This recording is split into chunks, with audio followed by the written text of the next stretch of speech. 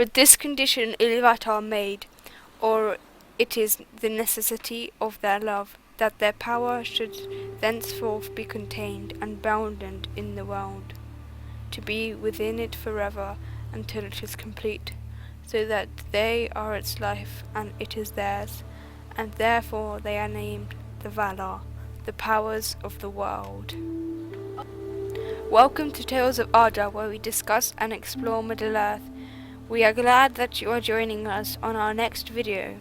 This one is just recalling the Lords of the Valar and what they are known for. The most powerful was Melkor, as only Eru, the creator, was greater than him, and Melkor then became Morgoth, the black foe of the world, and in the First Age he was the great tyrant, but as all Dark Lords he was defeated. But this is just a very, very small simplification. If you would like a video or even videos on the character of Morgoth or any Valar, here in this video, comment below. Eru Ilúvatar created the Valar to help him in the creation of the universe, and in his mind Melkor had a brother, Manwë, who after Melkor became corrupt, became the chief of the Valar and best knew the thoughts of Eru. Manwë, the Lord of the Breath of Arda, was also known as the Eldar King, and his Sindarin name was Ulamo. Manwë was appointed by Eru to be his vice-regent on earth. Manwë lived on the peak of Taniquetil with his wife Varda, and he mostly associated with the great eagles who served as his messengers in Middle-earth. Manwë was also the Lord of the Sky. Next, Ulamo, Lord of Waters, Dweller of the Deep and King of the Sea. He was next in power to Manwë, and it is Ulamo who keeps a strong love and connection with the Noldor after their departure from Middle-earth, mostly befriending the House of Fingolfin. Ulamo, along with Manwë, most faithfully followed the teaching. Ulamo is more of a loner, and he rarely comes ashore to the land of Valinor. The fourth Valar we will discuss is Aule, the great smith of the Valar. He was wed to Yavanna, and was also a great friend of the Noldor when they lived in Valinor, as he teaches them smithcraft and the art of making beautiful things. It has been said that he made many things like ships, in which the sun and the moon sailed across the sky. But as for his most famous creation, well, that is the short but hardy dwarfs. Next is Mandos, brother of Lórien and Nienna, and husband of Varia. Mandos, the judge and the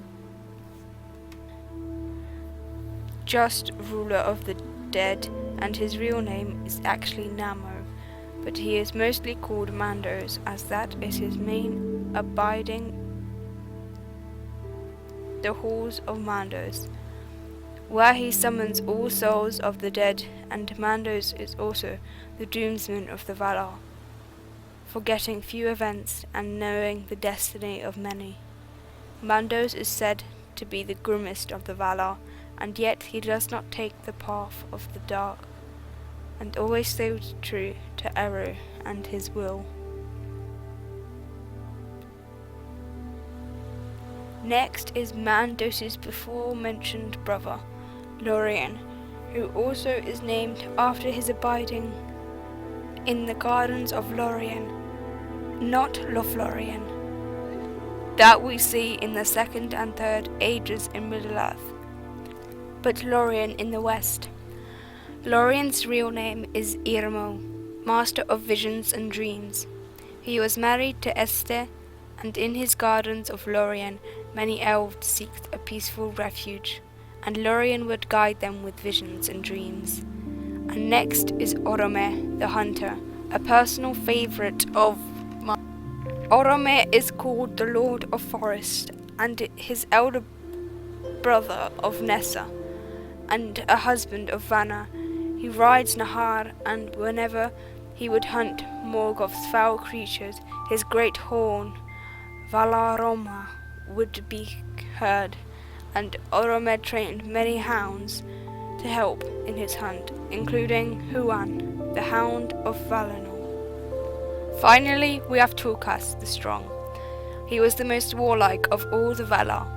He was also the spouse of Nessa, the dancer. Tulkas was strong and quick. He wielded no weapon or had no steed. He delighted in fighting and wrestling. His laugh is iconic, as even Melkor himself would hide away before his voice. And Melkor feared him so much that only when he was asleep he would come anywhere close, and even then it was a risk for him. Thank you for watching today's video. We hope you enjoyed.